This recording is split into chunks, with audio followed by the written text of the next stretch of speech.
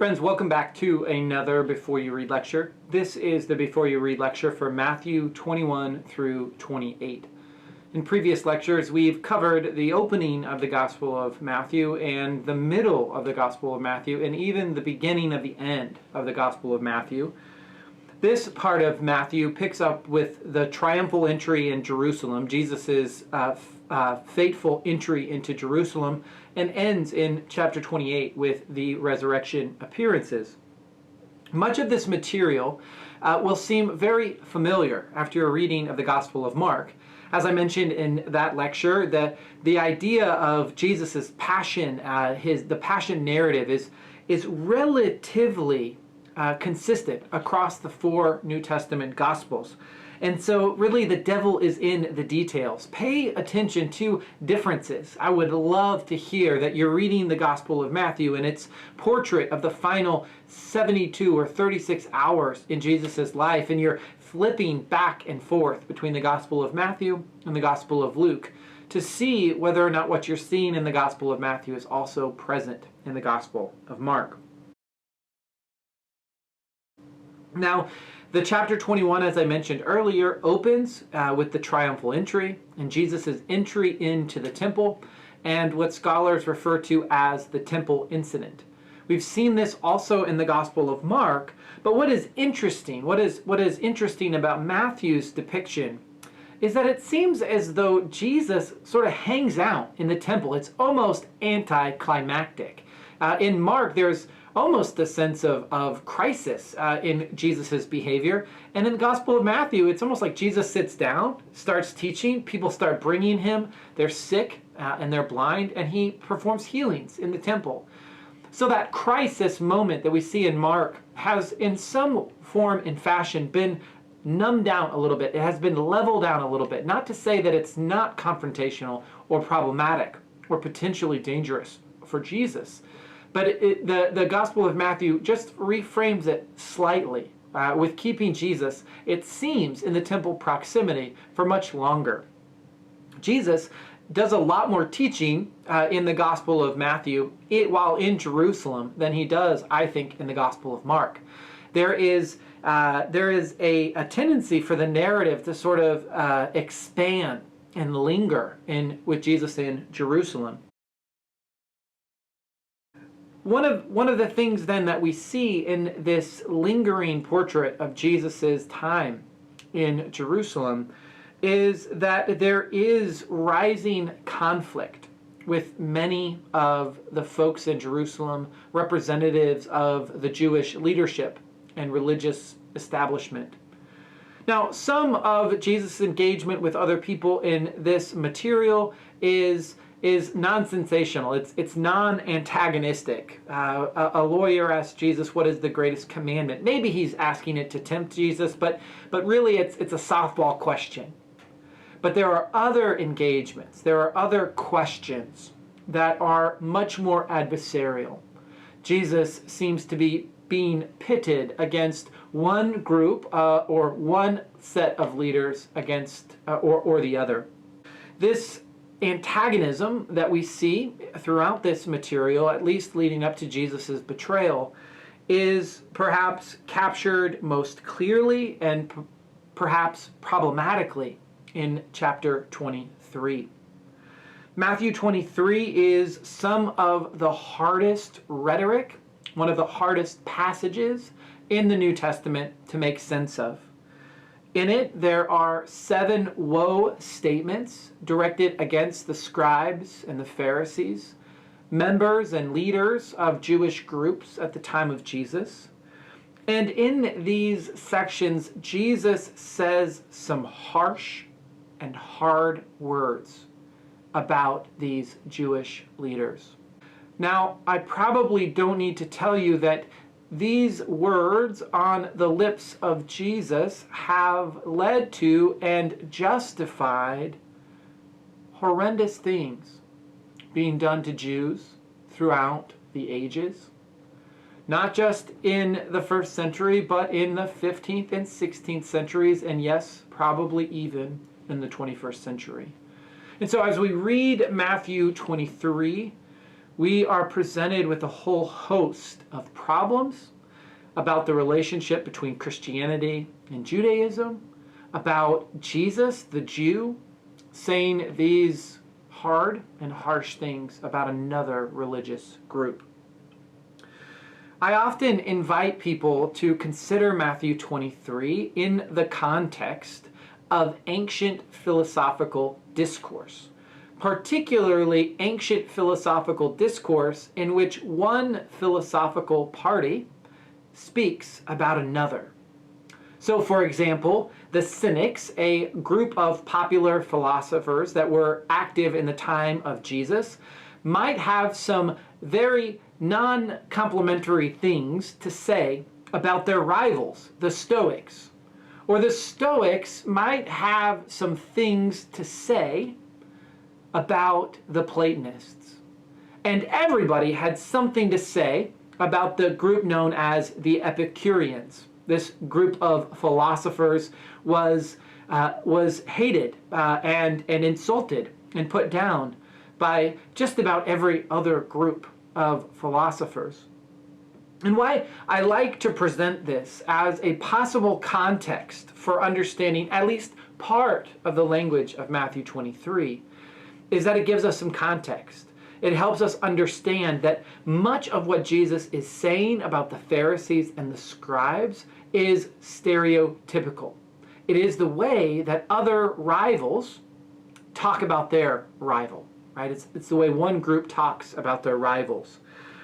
The key word here is in this dialogue or in this discourse is hypocrite. Hypocrite is the Greek word. It originally comes from the word for actors in Greek tragedy.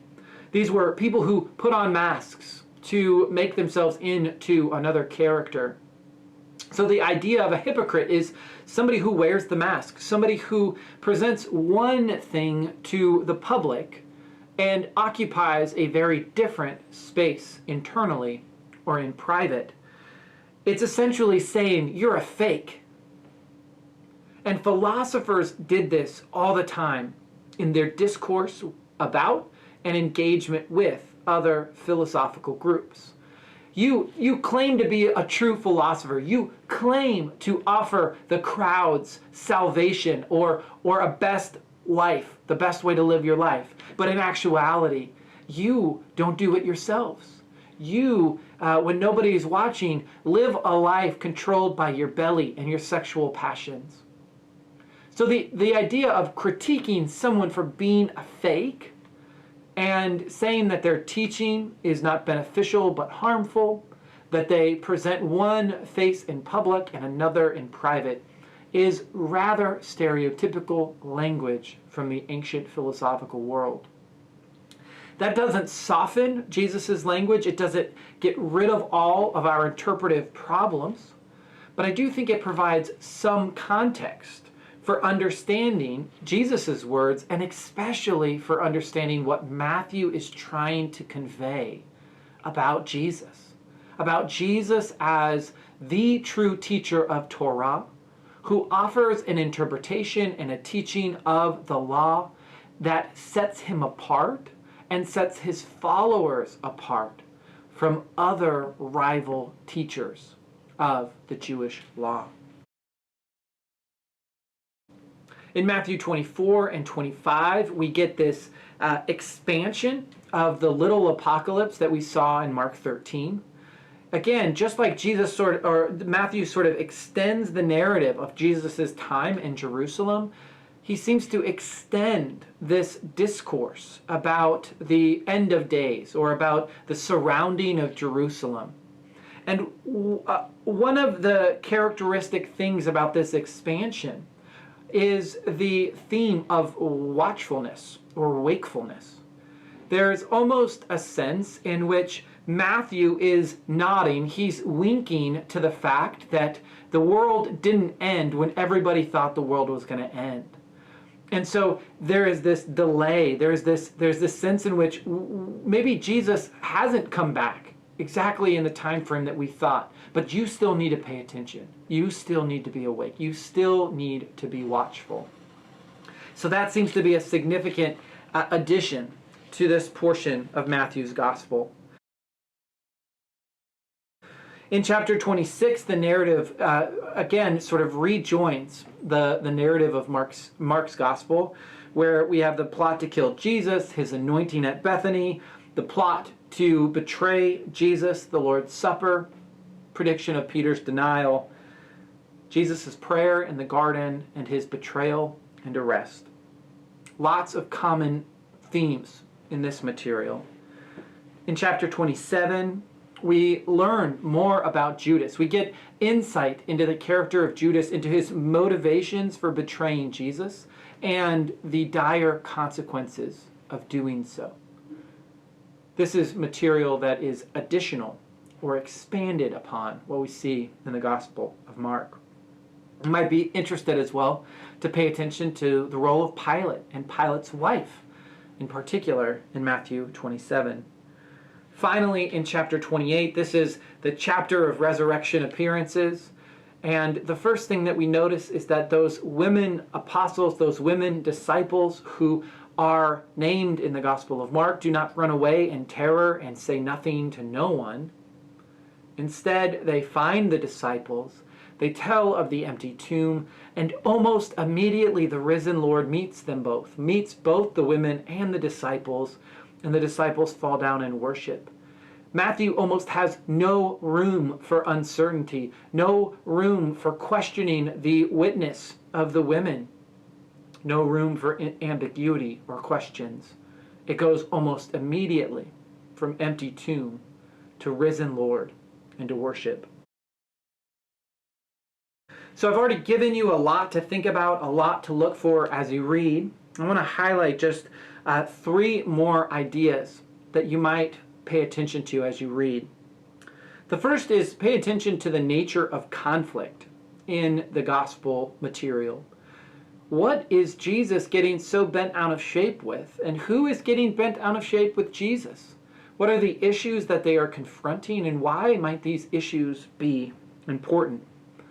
Second, pay attention to characters in the story, familiar characters from the Gospel of Mark, but also new characters that we haven't yet met, both in the moments leading up to Jesus' crucifixion and afterwards. And finally, as I've mentioned in previous lectures on the Gospel of Matthew, Matthew's Gospel betrays this mutual interpretation, this inner penetration of the story of Jesus on the one hand, and the story of the community out of which Matthew was written, or for which Matthew was written. We saw this especially in Matthew 18 with the clear, explicit focus on the church. So as you read this material, I ask you to consider the ways in which Matthew 21 through 28 can be understood not only as a story about Jesus, but also as a way for the community to interpret its own experience, its own struggles. And then finally, how might Matthew 21 through 28, how might this part of Jesus' story also help us process our own experience and our own struggles? Well, I hope that I've given you plenty to think about, plenty to engage as you read through these 7 or 8 chapters. I'm so eager and excited to hear your observations and your questions and your comments about this material. Thank you for your time, and happy reading.